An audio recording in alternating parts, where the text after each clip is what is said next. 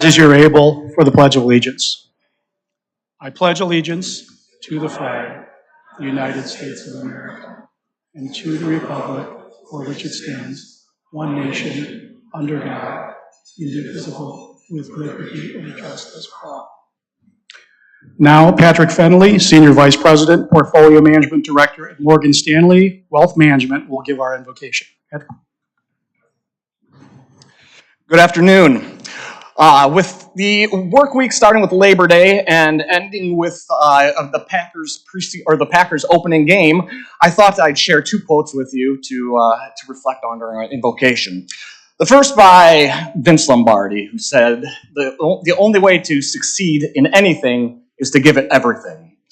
And the second by the great Todd Rundgren, who said, I don't want to work, I just want to bang on the drum all day. Go back, go.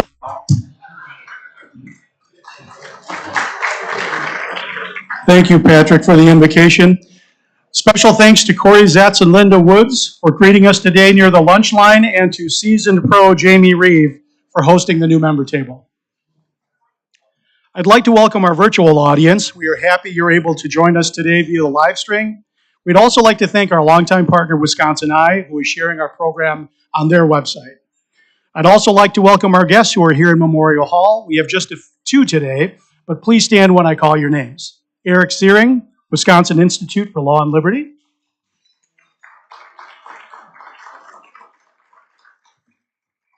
And Carol Riley, wife of Rotarian Dennis Riley. We are glad you're here to join us today.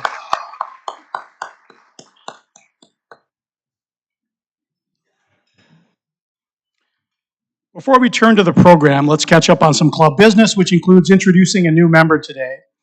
First, please welcome to the podium Tom Hughes, General Manager of the Milwaukee Athletic Club, to introduce our newest member.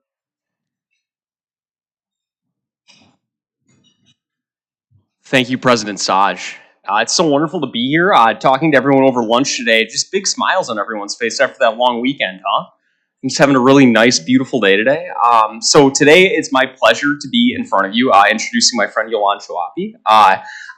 Come on up to the stage, come on. Don't be shy. I first met Yolanda last spring when she joined the Milwaukee Athletic Club and became one of our members.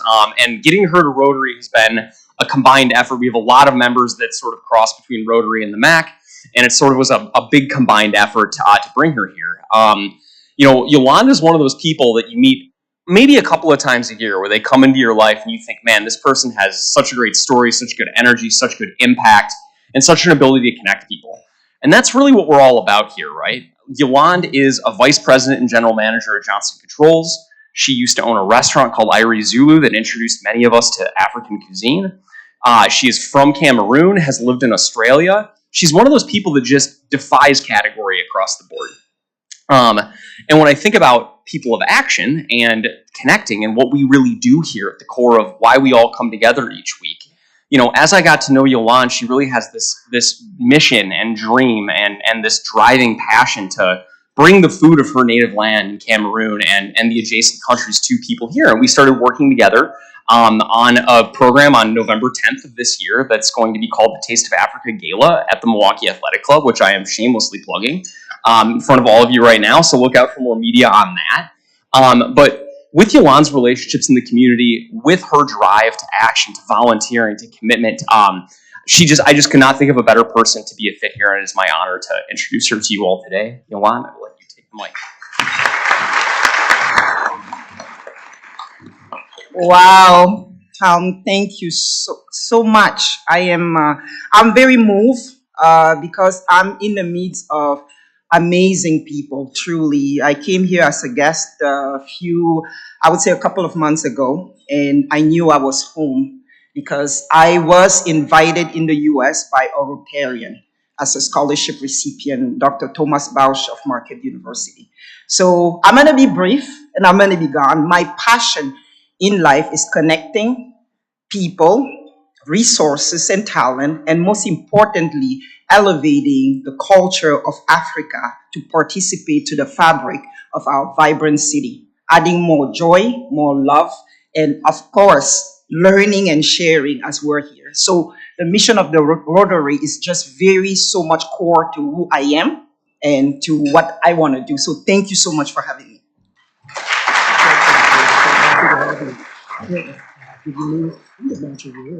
Of course, thank you. And now I'd like to welcome to the stage our two co-chairs of the membership committee, dynamic duo Patrick Fennelly and Antoine Carter, for a special announcement.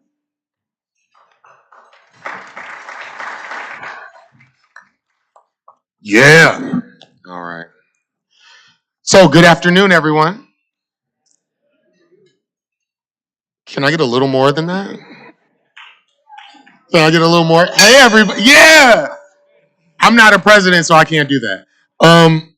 One of the ways we keep our club strong is through our membership application and our thoughtful application review process.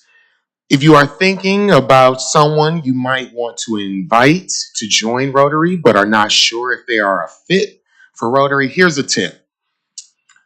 When the membership committee reviews the application, we look for indicators of strong leadership experience in the workplace or in the community. We also look for hints that the candidate possesses some of the qualities that we value in Rotarians. Some of these examples include being a curious learner, someone who's connected to Milwaukee, someone who's engaged in the community, or someone who has the desire to make a difference locally or globally. To that end, the membership committee has come up with a club challenge for this year to hopefully inspire recruitment with a little bit of competition. We are billing it the Rooted vs. Rising Rotarian Recruitment Challenge. Rooted Rotarians, meaning the well-established old guard, and rising Rotarians, meaning the newer members to the club, the young guard.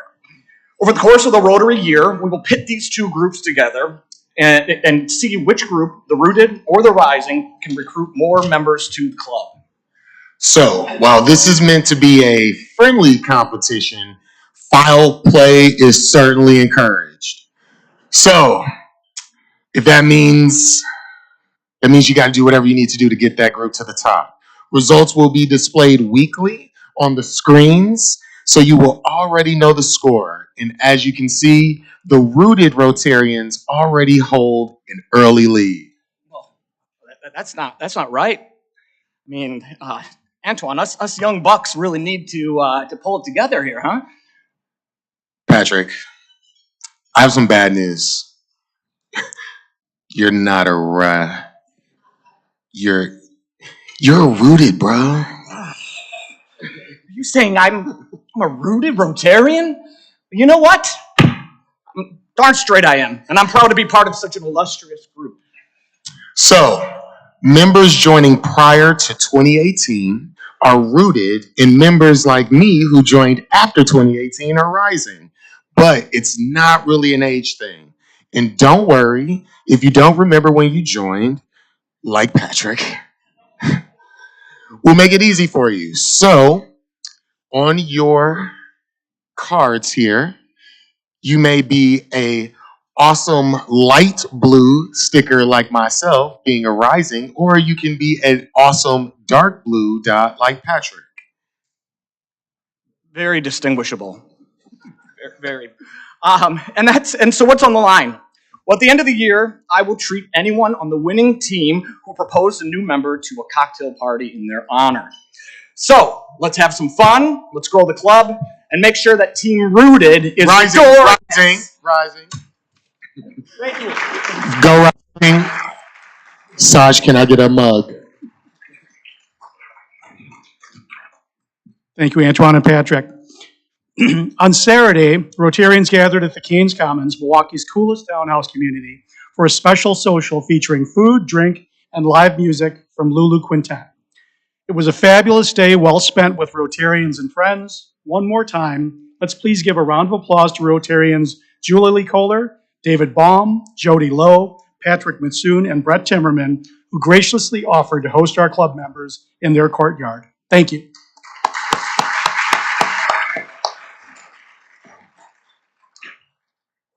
You can feel it in the air. The end of summer may be near, but our Rotary calendar is packed over the next few months with many engaging events. You can join us for the first gathering of the Wine Connector with other Rotarians at Scout Wine Merchants in Shorewood on Thursday, September 19th from 5 o'clock to 7 o'clock p.m. Please sign up online or at the registration table so we have the right amount of space at Scout for our group. Contact Teresa Reagan or Leslie Hauser if you have any questions. Then on Wednesday, September 25th, you can meet up with us for our Thai Rotarian tour of the Mitchell Park Domes. Friends of the Domes just finished the initial design phase for the Domes Reimagined project. This is an exciting new vision for the Domes. We're not simply putting the Domes back the way they were, but have designed a few new sustainable future that enables Milwaukee to maintain a world-class horticultural oasis. The tour will run from 5 o'clock to 6 o'clock p.m. Please note family and friends and family members are also welcome to attend. Next, please mark your calendars for our next Done in a Day on Saturday, September 28th from 9 a.m. to 12 p.m. as we head to St. Anne's Center for Intergenerational Care to assist in organizing their play garden and to make blueberry jam for residents. Children of all ages are invited. If they're too young to work, they can play in the garden. You can also sign up to volunteer at the registration table or online through the link in your events. Last week, we hosted a timely discussion on the future of Milwaukee Public Schools. Jason Stein moderated the discussion on the future of the Milwaukee Public Schools. And Rotarian Jody Lowe took the opportunity to post on LinkedIn a snapshot of the program and sharing a look into our luncheon to her followers online. We want to recognize Jody with our post of the week. Thank you, Jody. Jody, don't forget to secure your limited edition social media mug at the registration table. At each seat, you will find the latest edition of our roster reflecting our membership effective July 1st. To keep up to date as we bring in new members, I encourage you to download the easy-to-use app on your phone. Aaron or Melissa can help, and there are directions on our website. As I mentioned, we have so much going on in our club. To keep up to date with all the upcoming events, including tie rotarian tours, socials, volunteer opportunities, and more, please refer to the flyer on your tables. Now, please welcome to the podium Rotary past president and president of the Berry Company, Jim Berry, to introduce our speakers.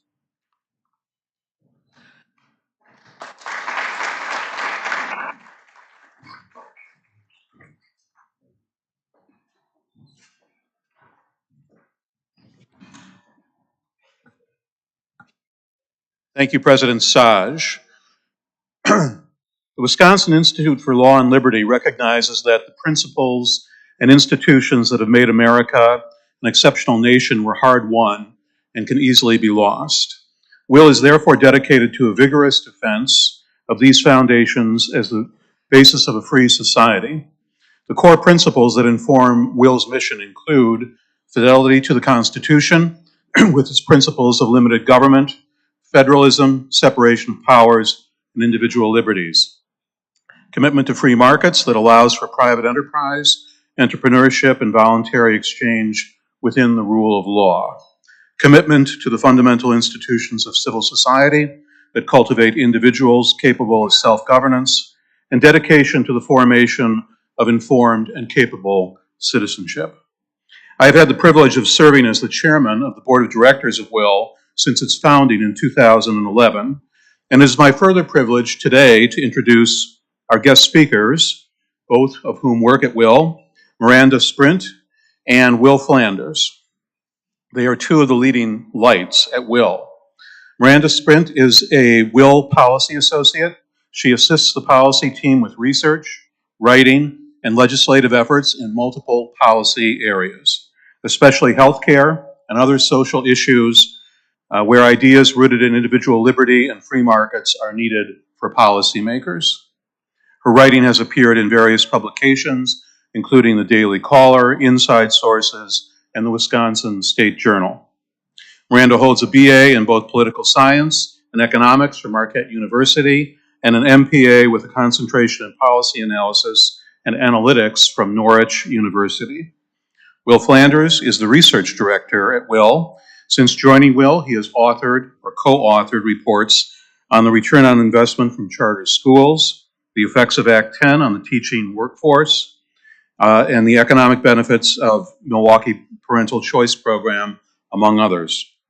Dr. Flanders' work has appeared in many publications, including the Milwaukee Journal Sentinel, the Wisconsin State Journal, Politico, National Review, and the Wall Street Journal, as well as academic publications such as the Journal of School Choice. Dr. Flanders holds a PhD in political science with a specialization in American politics and public policy from Florida State University, as well as an MS in political science and an MS in applied American politics and policy from that same school.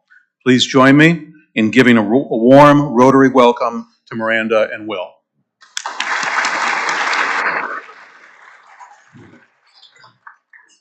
Thank you, guys. And if you heard the Florida State part of my bio, I'm having a pretty bad day today. I don't know if you guys are aware, so be a little nice with the questions there if you happen to know what happened the last couple weeks for us. But I think Jim did a great job covering what WIL is, but just briefly, some may wonder, as a law and policy center in Milwaukee, why are we interested in these topics? Well, I think what we can say is that we do get involved in a lot of different controversial issues, both on our policy and our legal side. But what we try to uphold in the way that we discuss these issues is we try to discuss them truthfully, and we try to discuss them in a way that can sort of withstand scrutiny and also be willing to speak with folks that disagree with us. Those are some of our key sort of core principles. But what we see across the board today is that we're not really seeing in that model in our modern politics. We're not really seeing that model in our modern society. And we wanted to look at why that might be the case. And as we sort of looked at this question, we realized that social capital and the fact that we don't interact with folks from different perspectives too much might be a key driver behind that. I'm going to turn over to Miranda for some of our entry slides here. Absolutely. So that was our initial interest in this, is the polarization aspect that we're seeing in our society today, but it's also a lot more than that. So before we go through these next few slides, I just want you all to start thinking about what are some of the ways that maybe you've seen your community start to fall apart a little bit. Maybe you're not going to the book club as often as you used to, or maybe you spend less time with family and friends in your home. What are some of these ways that we might be seeing this? And these are things that we've been seeing over time that have in fact been declining. So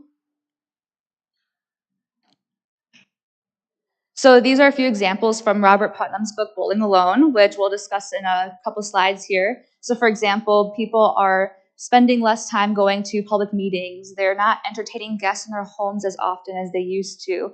We're not part of organizations that we used to. The example up here is the American Nursing Association having fewer share of the number of nurses as part of their membership.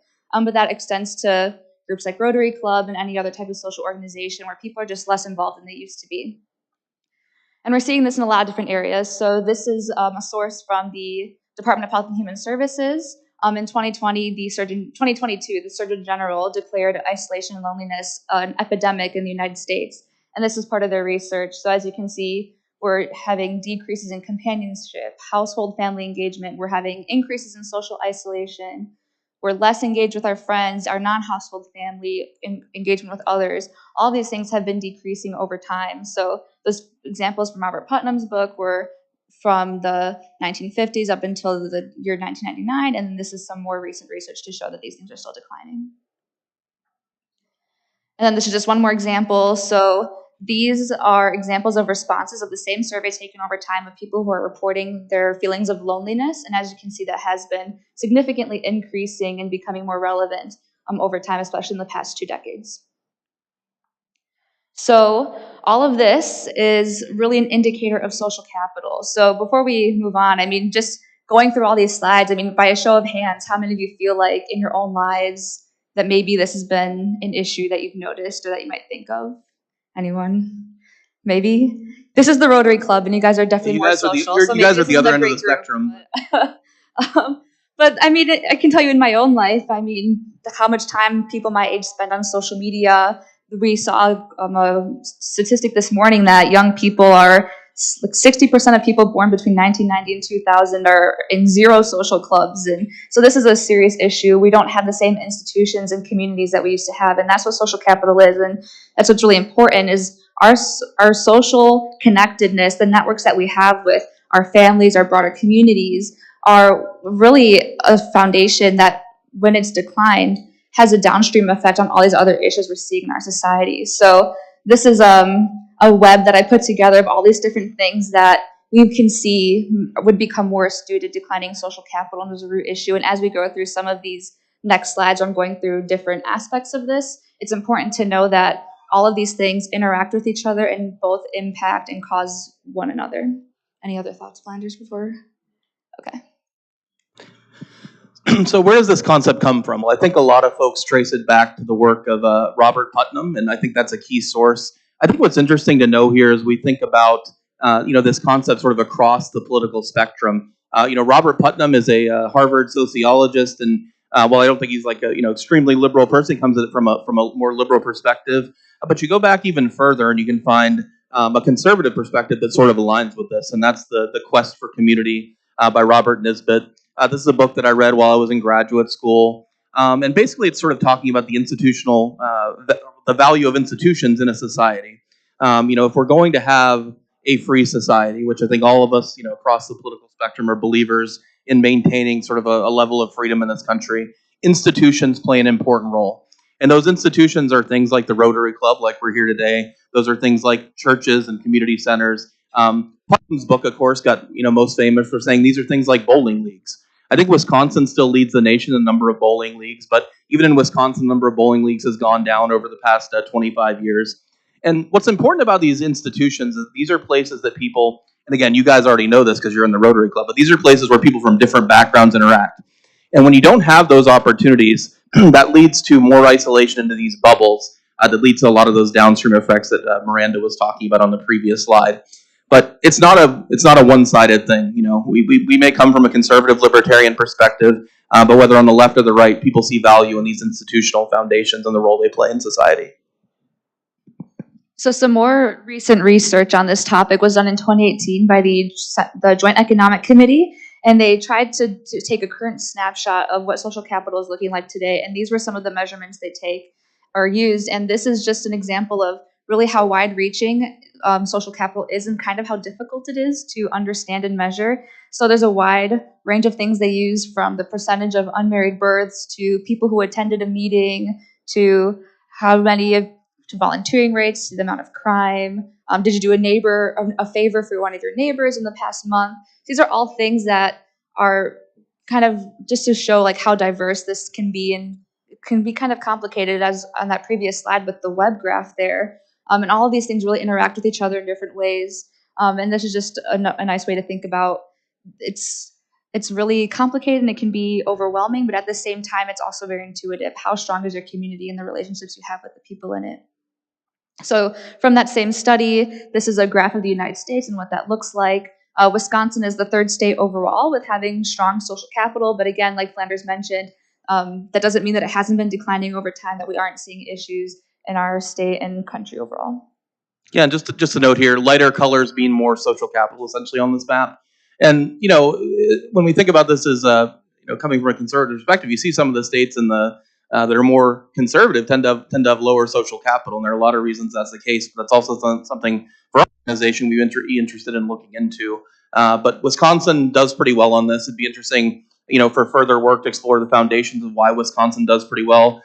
We heard at our lunch today that this is one of the largest Rotary clubs in the country, and maybe there's more of an institutional value placed on these sort of groups here that sort of declined in other parts of the country even further. But good news is we're doing pretty well here relative to the whole country, but I think we'll discuss how we're still declining in some of these aspects too.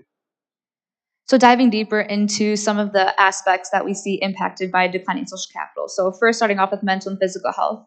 So as I mentioned, the Surgeon General declared loneliness an epidemic, and citing the lack of social connection as the cause. So as we're spending less time with people, we're more isolated, we're more lonely, and that has a serious impact on our mental health. We're seeing increases in anxiety, depression, all other kinds of mental health issues.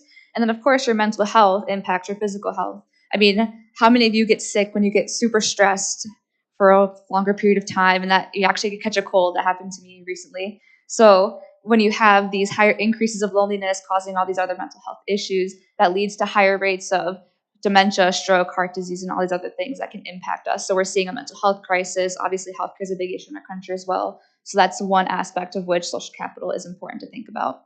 Another is violence and crime. It's important to note that mental health obviously is not necessarily a cause of people committing violent crimes, but it can be a factor. So for example, the example we have up here is victims of violent assaults, 300,000 of them report that their attackers were under the influence of alcohol. So maybe we have like the opioid epidemic happening in our country, how things like this could be impacting us because of our increasing mental health crisis. And then, of course, there was a study done of 177 mass shootings that found that social isolation was a main cause of why that person ultimately decided to commit that tragedy. So that's one example. We also have economic mobility. So this is actually a different data source by the Social Capital Atlas by Raj Chetty, and he looks specifically at economic connectedness, which is the share of friends that you have that are in a higher income class than you. So, yeah, just to add on to that, when we talk about social capital, without getting into too much depth, there's really two types of social capital. There's bridging social capital, which are these sorts of connections. These are the connections where someone might help you find a job, right? Someone from a different economic class might have a job opportunity available to someone. When we also talk about bonded social capital, and these tend to be like family ties. These are ties that are more close relationships within the same economic or social group. So this is sort of a measure of the bridging social capital. How many connections do we have that are folks that aren't part of our same background? It might be interesting to say, Miranda, like this is from the Facebook data, right? Is that how? And maybe describe that. So they use this by looking, of course, by Facebook data, looking at how many of your friends that you have are in different classes, how many of your friends are friends with each other, that sort of thing. And it's just interesting to look at. I mean, one of the things that we see with economic connectedness is that if you're from a low-income family, if you have more relationships with people in higher classes, you have better opportunities, better educational outcomes, better job outcomes, you make more money as you grow up, those kinds of things. As a sort of a personal example of this, my mom grew up on welfare, and she was able to test into one of the better schools in Chicago. And the only reason she took the ACT was because all of her friends were taking it. She didn't even know what the test was. And the reason her sister took the ACT is because she took the ACT. So that's just an example of when you are exposed to people who can expose you to those types of opportunities and those things that help you rise the economic ladder, how that can really make a difference and why social capital, again, is important in that aspect. Yeah, I think this sort of illustrates this point further. This is a quote from Charles Murray, who's another economist who's looked at these issues, again, from a more conservative perspective. It's not so much a problem if a truck driver can't empathize with the priorities of a Yale professor. It's a problem if a Yale professor or producers of network news program or CEOs can't empathize with the priorities of truck drivers. And this is where we get into some of the stuff that might explain some of our political environment today. I think what we see, we've seen sort of across the board, and in the Republican Party specifically, a sort of populist revolution. And part of this goes back to this, that folks don't feel that they're being listened to, particularly by those in what is known as the elites, right? And I think that Charles Murray was one of the first to sort of identify this, even before the real rise of populism in the GOP. And I think it really has its basis a lot in a statement like this. So kind of along those lines, another thing that we see a lot of is a decline in trust of our neighbors and our institutions. So this graph up here is showing the decline in trust of institutions, including things like the Supreme Court, Congress, our news media, and a few others in there. As you can see, if there only 8% of Americans have confidence in Congress, it doesn't bode very well for our political system here and how effective we can be. But it's not even just our institutions, it's the way we feel about our neighbors. So up here you can see that this was a statistic from Robert Putnam's book that between 1960 and 1999, the percentage of people who agreed that most people can be trusted fell from 55% to 35%. And then today, if you ask that same question, it's only 22% who would say they agree with that statement. So when you don't trust your institutions, you don't trust your neighbors and people around you, the impact that has is that you're less likely to be more civically engaged, less likely to volunteer, you're less likely to go to public meetings or to vote. And these are things that really are crucial to having a functioning society where people are working together and taking care of each other. And it's really hard to do that when you don't trust each other. And then, of course, downstream from the trust, as Flanders just briefly mentioned, is the polarization aspect of that. So our political lens, especially these days, really is an important framework that people are viewing the world as, more so than maybe some people might expect. So if you are a Republican living in a more Democratic community, you're less likely to feel connected to that community and vice versa. It goes both ways. We're less accepting of our children who are going to marry someone from a different party than we used to be. And then, of course, this affects our political institutions. So this graph up here is showing the average polarization of state legislatures between 1996 and 2020. So what that means is it's measuring how many times people from either party vote across party lines. So how divided are they? Are they willing to work together? Wisconsin is what this arrow is pointing at, is actually the 12th most polarized. So again, this goes back to the trust. When our legislature maybe isn't as effective as it could be because there isn't as much collaboration, people aren't trusting our institutions as much, polarization gets worse. And you can see not only in this example, but in all these other things we've mentioned, how it's kind of a never-ending cycle of things continuing to get worse. This is a graph that I put in here that I think illustrates not only how our political beliefs becoming more extreme, our actual beliefs about the state of the world are defined by those political beliefs to quite a large extent. And I wish I had this chart up to 2024. It only goes up to the Trump Hillary election, Clinton here. But what you can see is that the red line is Republican satisfaction with sort of the state of the world and the economy, and sort of Democratic satisfaction is the blue line.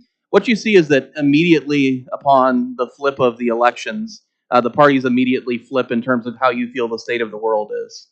And my dissertation was about sort of this positive notion that folks can objectively update their beliefs if they're sort of exposed to the information. I tell folks a lot, I'm glad I finished my dissertation when I did in about 2015, because I think that the state of the world since then has sort of proved that I might have been a little more hopeful than I should have been about that fact. But this is what's known as motivated reasoning. It's the fact that we all tend to seek out information that agrees with what we already believe. We know conservatives may go to Fox News, and then liberals might go to MSNBC. And it's much easier to do that today than it was in the past. I think we'll talk subsequently about social media here and the way that's changed this. But we all sort of change our beliefs based on whether we, are based on our political filter. And I think that's a large problem, and it's something we try to reconcile with a lot of the work that we do as well.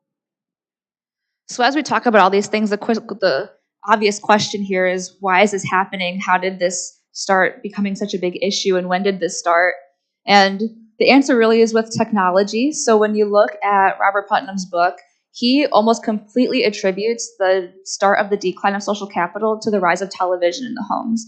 So just taking the example of entertainment, 100 years ago, it might have been that if you wanted to see a show, you all went to a local community theater, you had to gather with other people in your community, you all watched the same thing, and that's how you were able to make connections and start building relationships with people. Once the TV became more commonplace in the home, now you're not having to gather a community. You can just sit in your living room to watch whatever show. And then, of course, as we get more channels and TVs become more popular, and now you have one in every room. So now you don't even have to sit in the same room as a family to watch TV. You can all be in your own spaces watching completely different shows. And then, of course, it's easy to see how, with the rise of cell phones and social media, how much worse that gets. You can put on earbuds and be in a completely different world, even if you are in the same space with somebody. So this is kind of a fun one for me. Raise your hand if you know who this is on the screen. Awesome. Does anybody happen to know who she's dating? Yeah? Travis Kelce, exactly. Does anybody know what country she's in right now for her tour, by any chance? She's, okay, cool. I didn't even know that. But so the example of Taylor Swift is that even with the rise of television, what we see a lot is this rise of parasocial or pseudo-social relationships, which is when we put a lot of energy into people who we feel like we know, but who don't know you exist. Like Taylor Swift doesn't know that this is happening right now. She doesn't know they're talking about her. She doesn't care. That's too bad. Yeah, I know, unfortunately. But she's a really great example of, in any type of celebrity, you watch someone act in a TV show for 10 seasons and you feel like if you saw them on the street, you would be able to ask them about their wife and their kids and how their divorce went. In the case of Jennifer Lopez, like my mom's obsessed with that whole drama right now, or something like that. So, but the problem with this is that when we're investing all this time and energy into these fake relationships, it's kind of like eating potato chips. Like you feel like you're getting the relationships and the social connection that you need as a human, just as your base instincts, but you're not really getting anything substantial. And this kind of leads to not only we're more isolated, but we don't necessarily feel the need to even go out and socialize with other people. So that's an issue with technology. And then, of course, all these other issues that we've been discussing, technology amplifies and makes 10 times worse. So not only is it celebrities like it might have been 30 years ago, but now with social media, I mean, you can post any information you want about your vacations, your kids graduating high school or college, and people who maybe you don't know that well, maybe you only met once or twice, but you're friends on Facebook. Now, all of a sudden, there are people who have this insight into your life, and maybe they feel like they know who you are. So, and then it also creates a bit of an anonymity issue. So not only for example, when you're posting all this stuff about yourself, you're probably posting only the best versions of your life. Like, I mean, some people might do this. I wouldn't, but like most people are not having a mental breakdown and crying and then videotaping it and posting it on like their TikToker, right? Like most people aren't doing that. So that kind of contributes to this mental health issue, because especially with younger people who are on these apps all the time, they aren't socializing. All they're seeing are the best parts of people's lives. And that contributes to, gosh, I feel so depressed. I feel like there's nothing important going on in my life. What am I doing wrong? All those kinds of things. So there's an anonymity problem there, but then also people going all the way with completely different profiles, different names, different pictures, and people that what that does is it gives them a sense of, I guess, boldness to post more toxic topics, more toxic posts. They're willing to do and say things they probably wouldn't say in real life. We'll talk a little bit more about that on the next slide. But those are all things that can create bigger issues than maybe we otherwise wouldn't have seen. Yeah, and this sort of goes along a little bit with what I said before about news options, but the online media environment has really exacerbated the extent to which we can live in echo chambers. We see it. It can be a positive for folks that you may have an interest that doesn't align with what anybody else in your town likes. I like IndyCar racing, which isn't that popular nowadays, but I can find an online community of folks that still like that. But it can also lead to the growth of extremism, right? If you have some out there beliefs about things, you can find an online community that might align with those beliefs, and therefore that might encourage someone to become more extreme and look at those sources more find this community that is actually pushing them further out from the rest of society. I think also, something that social media drives obviously is that, we gain social media credibility oftentimes by who can come up with the best insult, right? That's who gets the most attention on social media, and so it devolves our political debate to a large extent.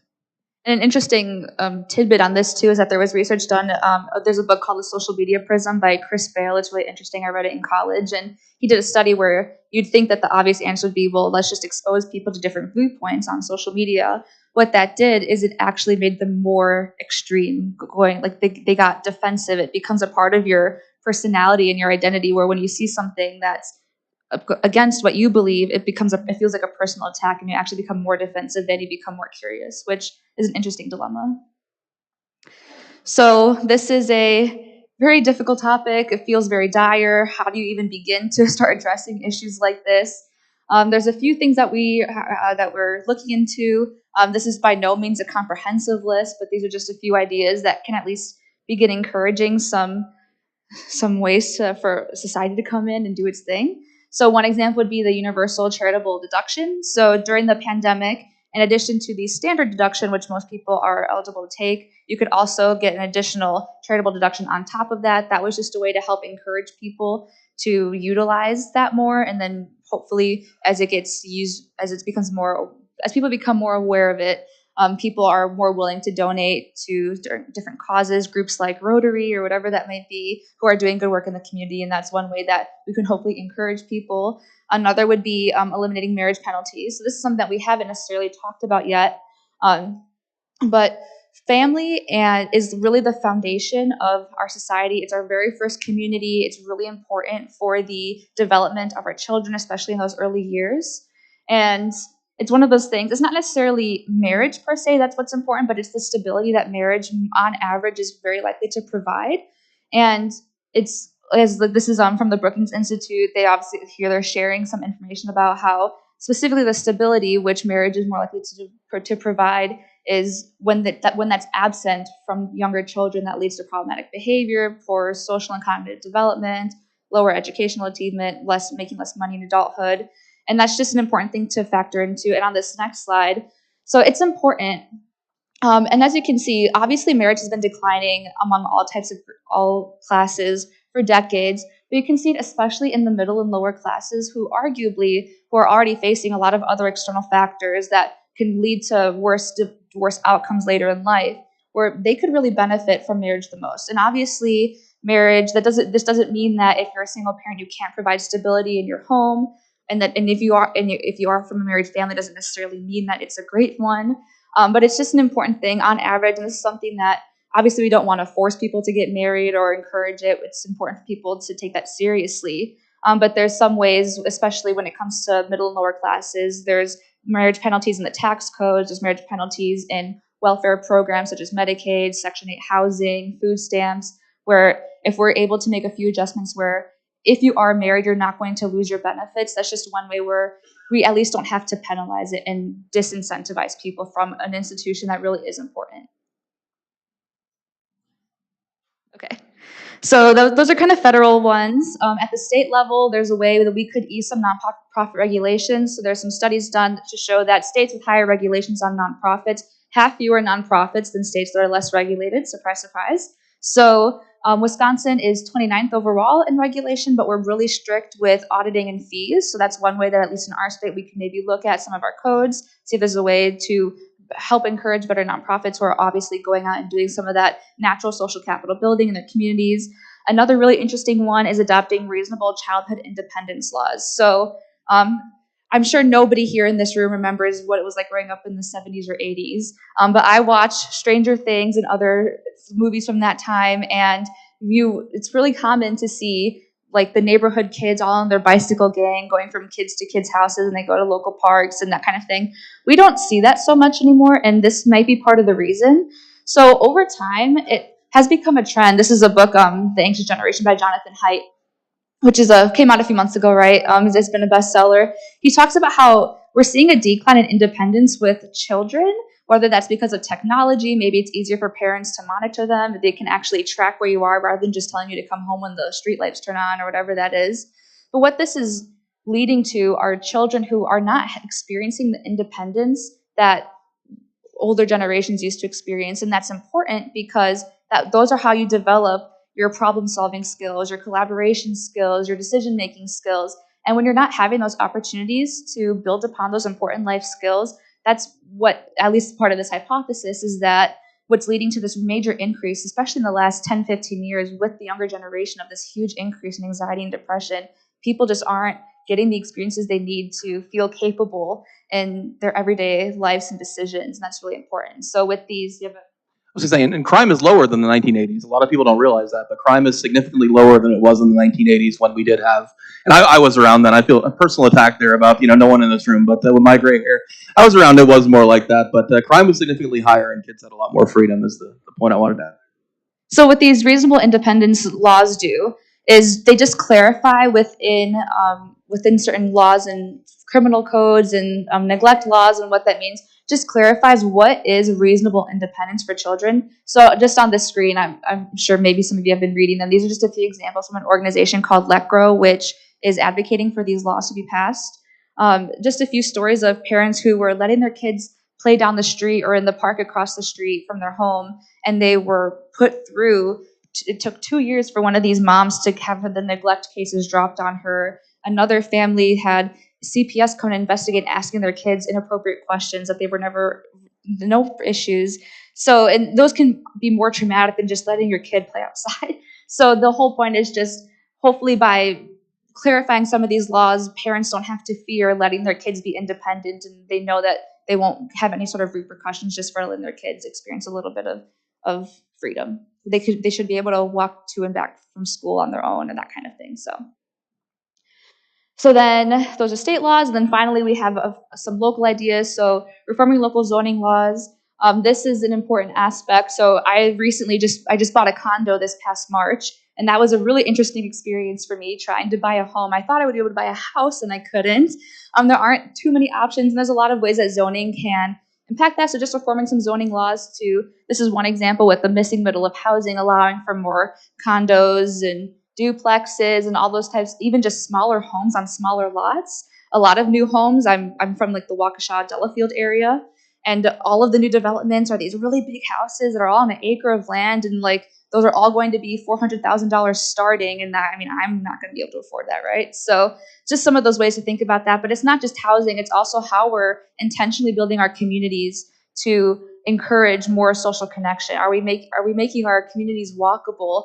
Are you able to walk to work, and then on your way back, you stop at a restaurant on your way home and you're able to connect with people? Are you running into similar people? Are there parks nearby that are easy to get to? What we see a lot of these days are neighborhoods being built in one area, and then all of the businesses are in another area, and then the park is somewhere else over here. So just ways where we can try to be more intentional on connecting all these different aspects of our lives in order to foster more opportunities for social connection and just running into people more. Final thoughts, yeah. Yeah, so that's the end of our presentation there, and you can see our emails as well if you don't get a chance to ask any questions you have. But with that, I guess we'll go to any audience questions.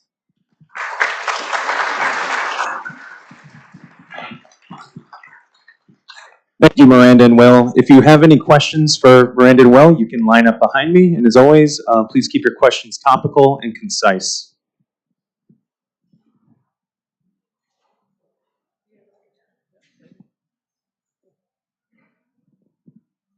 Somebody's got to get started, right? Anyway, you didn't touch too much on how the pandemic has really affected what you've been speaking about this whole time. So if you could just please touch on that, thank you. Yeah, absolutely. I think it's a huge, overwhelming factor that we probably should have brought in the presentation to some extent.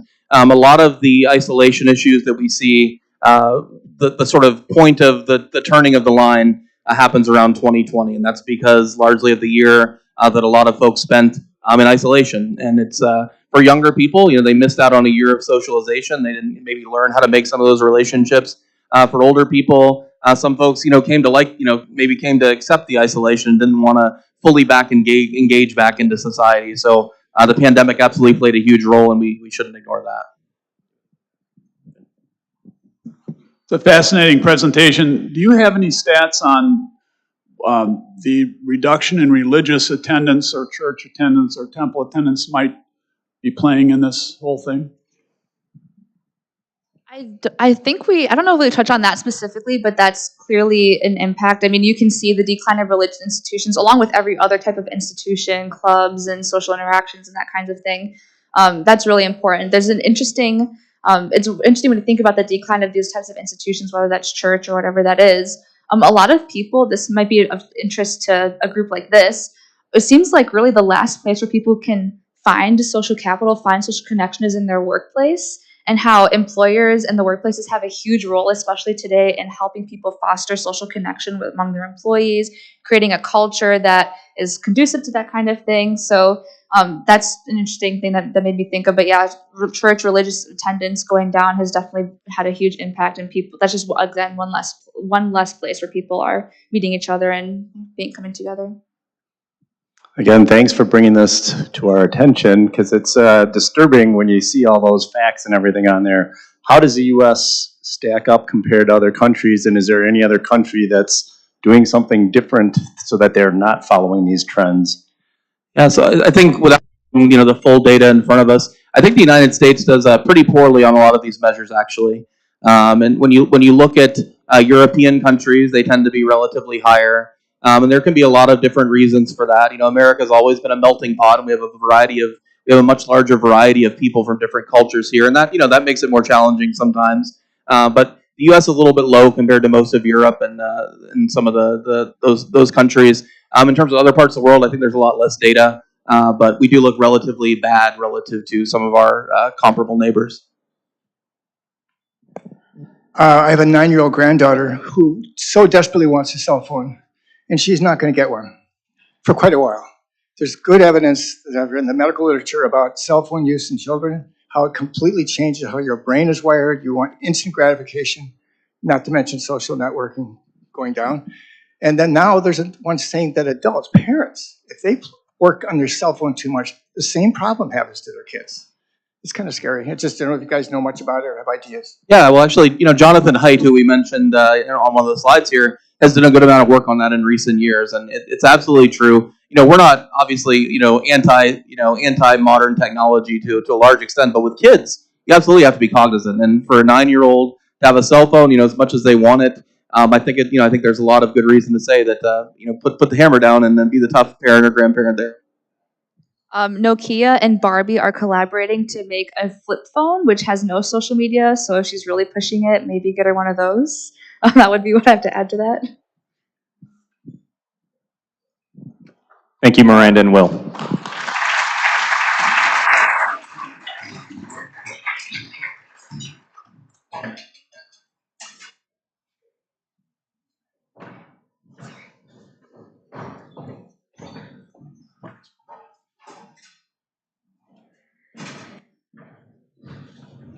Thank you, Miranda and Will, for speaking to us today. And consistent with our current effort to raise funds for polio eradication, we will make a donation in your names to the Rotary Foundation to purchase 50 doses of the vaccine, bringing us closer to our goal of a polio-free world. So thank you. It was interesting to me this weekend watching the news coverage of efforts to bring the polio vaccine to children in the Gaza and seeing those heartbreaking images. It was a reminder to us that despite all of our past work, there is much more work to do in that space. We have a few closing announcements. Please listen up regarding parking. The parking gate will be open until 1:30, so you do not need a parking validation ticket if you are leaving during that time. If you're planning on staying later, please see Aaron for a ticket to ensure that you don't get stuck. Next week, join us as we hear from Rotary District 6270 Governor Pete Bosch. Let's go out and do some good in the world. This meeting is adjourned.